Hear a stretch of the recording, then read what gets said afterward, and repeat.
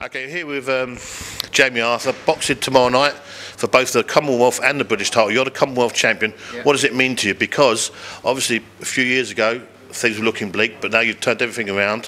What does it mean to you, this fight? Yeah, definitely. It's a great unification fight against Jason Booth, one of the best super bantamweights out there. You know, he's exciting, he's a good come forward fighter, he's a good counter puncher, he's slick. You know, I'm not a bad fighter either, you know, so we're going to have a war. At the end of the day, when I come back, I said that I want to be fighting the best. I don't want to be fighting 6 or 8 rounders just for a payday. I want to be fighting to see if I can go on to bigger and better things, and this is my opportunity. I'm going to take it with both hands. What gives you the motivation? Because obviously you've had a few losses in your career and things weren't looking so good, but then you turned everything around, and now last year you won the Commonwealth, and now you're fighting for a dual title. Yeah. How do you motivate yourself for this? How can you not motivate yourself for this, eh? Now, at the end of the day, it's the British and Commonwealth title fight. This is every British boxer's ambition to be able to fight for this title. You know, it's a great opportunity against a great champion. You know, I'm a great champion as well, so this is something that the fans are going to be excited about. We're going to be excited about, so this is why we're in boxing. You know, I've been boxing myself 22 years. Jason has been boxing near enough the same. You know, so at the end of the day, we know the ins and outs of the ring, we know ins and outs of the game, you know, so it's time for us to go in there now and show everybody what we're worth.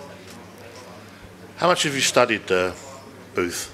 I've been watching Booth for 9 years, I expect. You know, I've always thought he was a good fighter, him and his brother, you know. He's always been exciting.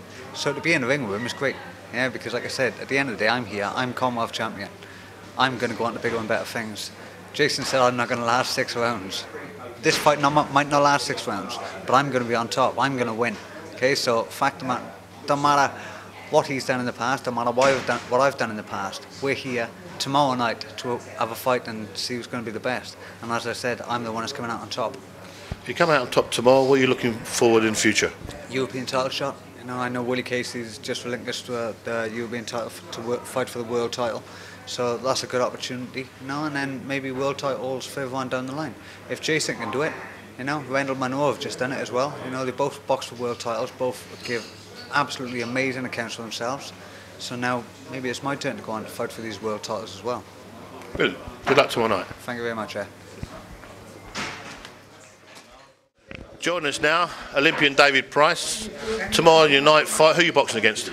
Osborne Machimana from South Africa. How long did it take you to work that name out? About 3 days. Have you studied this guy yet?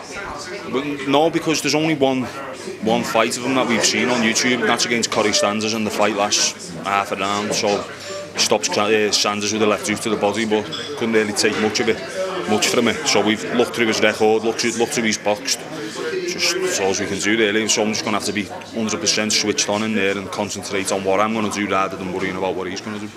But he has boxed here before though, hasn't he, a couple of years ago? Yeah, he fought Potter about 8 years ago, didn't he? A long time ago. He had Potter down twice, I think, so he must be dangerous because Mark Potter was a tough heavyweight. So, as I say, I'll fully concentrated tomorrow, switched on and break him down with the jab. What are you looking at beyond this fight now with the heavyweight scene?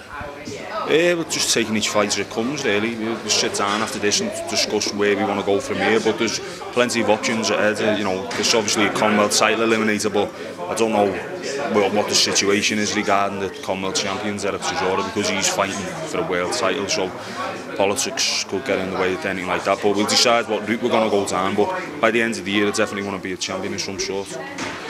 So the fight scene's looking very good in Liverpool. What do you think's brought that about?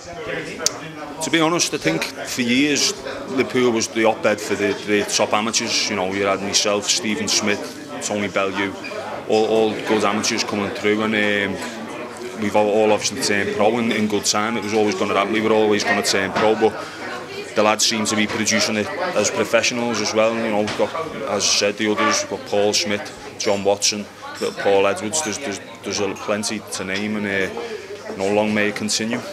Brilliant. Cheers, Dave. Good luck tomorrow. Thanks.